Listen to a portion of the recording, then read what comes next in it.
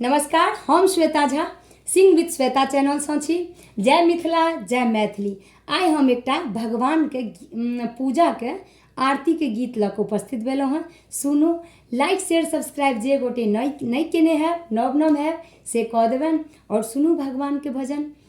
कि आंगन मेला भगवान सखी सब करियने आरती।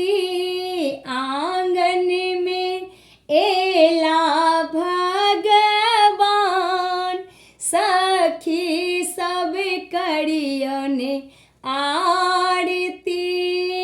कल जोड़ी का करियने आरती विनय से करियने आरती।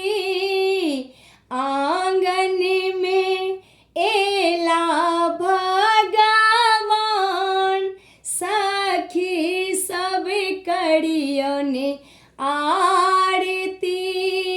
सोना सुराही गंगा जल पानी। सोना सुराही गंगा जल पानी। चरना पखारू भगवान सखी सब करियने आरती।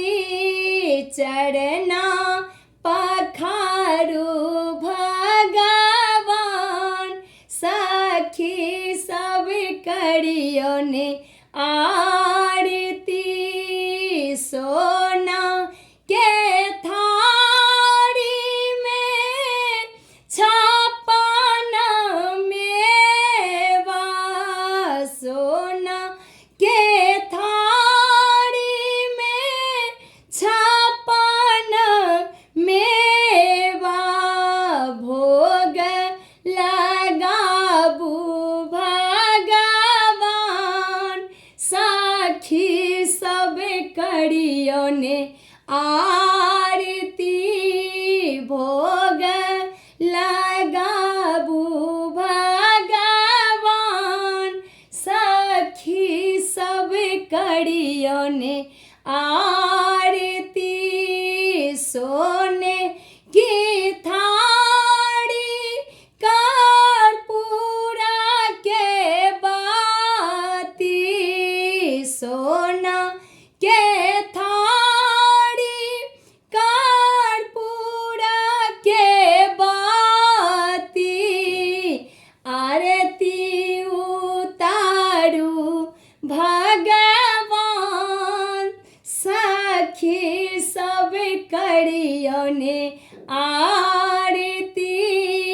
आरती उतारू भगवान सखी सब करियने